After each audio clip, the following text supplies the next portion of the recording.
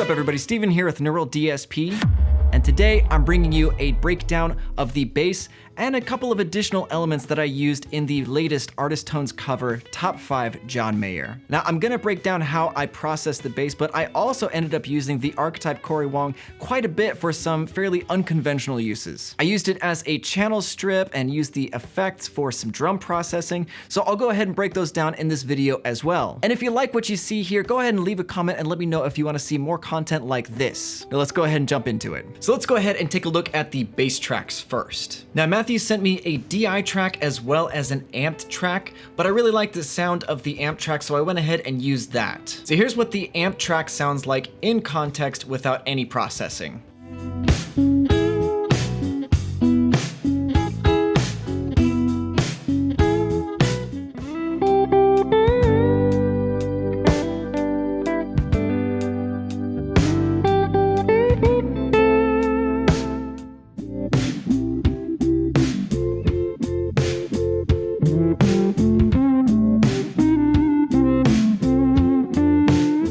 So you can hear as Matthew plays different notes up and down the neck, some notes will pop out of the mix where others kind of get buried below in the mix. If you've ever watched this channel or any of these breakdowns before, you're gonna know that I'm going to take my bass and split it between two aux channels, one of which is gonna be my bottom, which is gonna be the parallax, taking care of that clean low-end compression, so that way I have a solid low-end foundation in my mix. The bass split one is gonna be the top end of the bass. Since this one is already amped and has good tone, I'm just gonna use the Archetype Cory Wong's DI Funk console, just as more of like a channel strip rather than an amplifier. I used the 4th position compressor, pulled back the blend just a little bit, compression still around 50%, and brightened up the tone just a little bit. Now once we get over to the DI Funk console, you'll see that I used a little bit of fast compression. I also used tube saturation, which is also going to give a little bit of compression to the signal. Then you can see that I did a little bit of filtering, the low pass. I brought down a little bit of 225 hertz.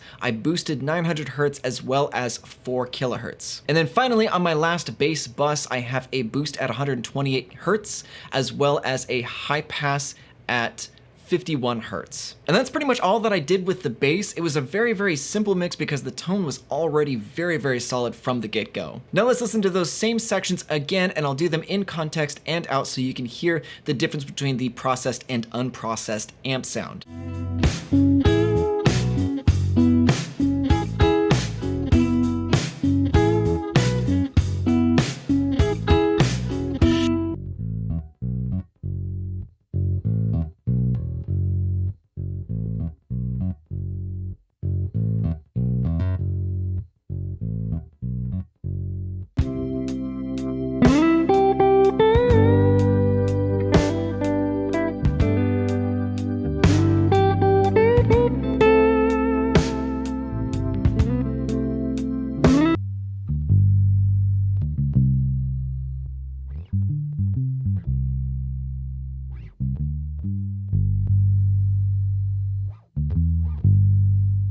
All right, so now that I've talked about the bass, let's go ahead and talk about the drums a little bit. I ended up using the Archetype Cory Wong here a couple of times for some more creative and problem-solving applications. Now, Gustin has his own personal setup for recording drums. However, he doesn't have any room mics. To solve this problem, I created a bus that I'm gonna send all of my shells to in order to create a room sound. So you can see on my screen, I have sends on my rack and my floor tom, on my snare, and also my kick going to my fake room bus. As a very short note for those of you who want to try and do this, I actually make these a pre-fader send, so that way I can control this as I would a regular recorded track. If you have the send set as post-fader, it's going to change as you automate your snare or your kick up and down throughout the mix. It'll make for a more inconsistent room sound, basically. So let's start off listening to the room itself.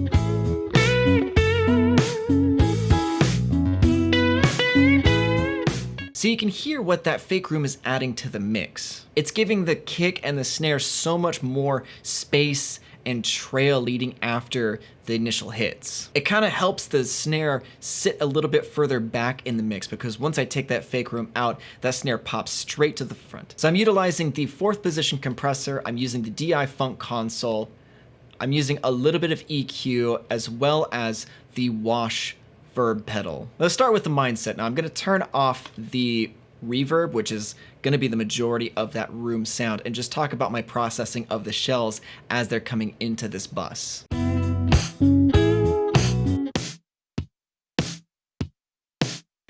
That sounds almost like a Nine Inch Nails track.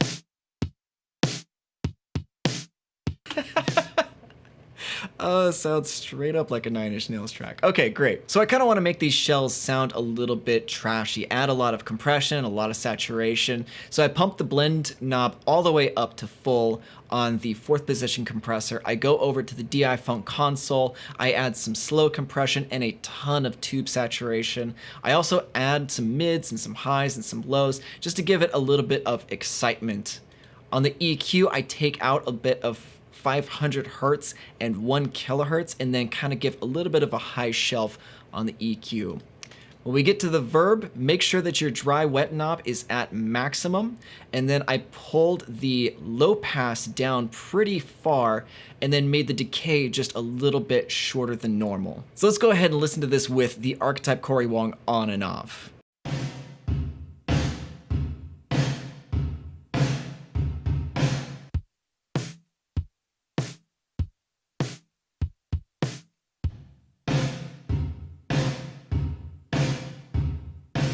So then after I finish dirtying up my shells, I'm going to use the Pawn Shop compressor with a few minor tweaks on the Room Leveler preset to really kind of pull those tails out and make them a little bit more distinguishable afterwards.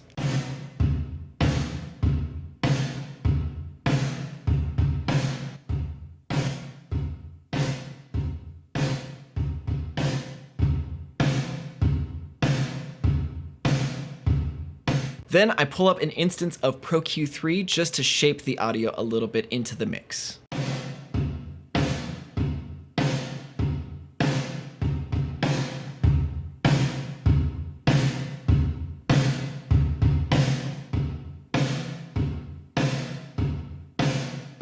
So now let's go ahead and listen to the entire drum sound, and then I'll add the fake room in with the Cory Wong, and then the Pawn Shop compressor and the EQ so you can hear the steps as they go.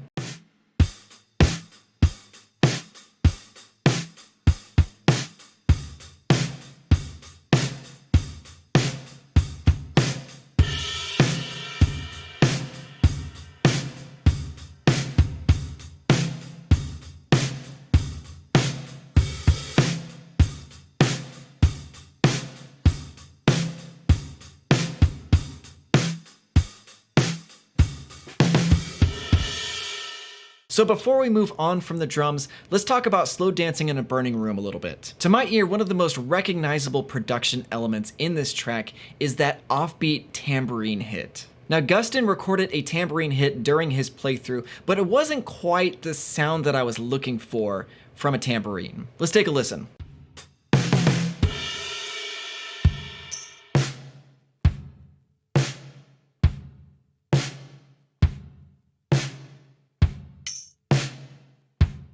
This pops out a little bit too much in the mix for my taste, so I went again to the Archetype Cory Wong as a channel strip FX processor to help me with this tambourine hit. So I started off with the 4th position compressor. I did some compression on the DI Funk console as well as tube saturation, just a little bit of filtering with high pass and low pass filters, no EQ, and then I did a little bit of delay and reverb. When I listen to this particular tambourine hit, it doesn't quite have the trail that I'm looking for. So what I did is I used the delay to get a little bit of additional shakes at the tail end of the initial hit. So I went with 100 milliseconds and 112 milliseconds. I'll turn off the wash pedal, we'll listen to just what the delay is doing. So it's just giving a little bit of a hint of a delay. Then we turn on the wash, and that evens it out. So let's listen to this in context and out of context with the Cory Wong on and off.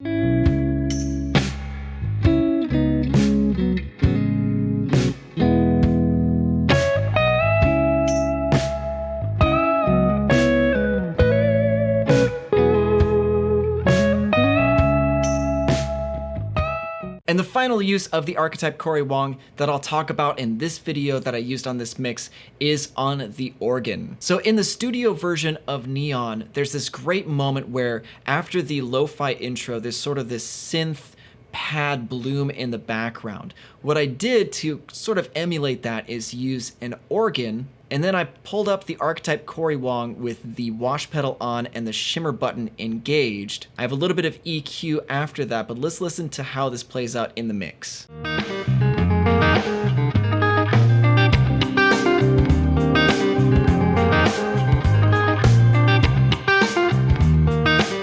So you could hear those pitch trails above washing out after the organ kind of starts to decay. If I turn off the wash pedal, it sounds like this.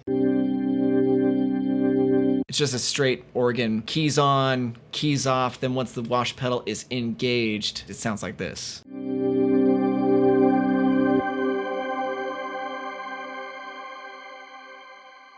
So that is how I process the bass, and that is a couple of instances on how you can use the Archetype Cory Wong as a channel strip, as an effects processor, to some really interesting results. I'll go ahead and leave all the presets in a download link in the description, so that way you can download them and try them out for yourselves. Be sure to tune in for next week's episode when I go over all of my guitar processing and how I came up with the tones for this cover. Come to think of it, with the Archetype Cory Wong, would it be interesting for you guys to see me try and challenge myself to do a full mix simply using the Archetype Cory Wong as a channel strip? Leave your comments below if that's something that you're interested in checking out. Thank you so much for checking out this video. Please like, share, comment, subscribe, and hit that bell icon for notifications on when we upload new content to this channel. And as always, I'll see you in the next video.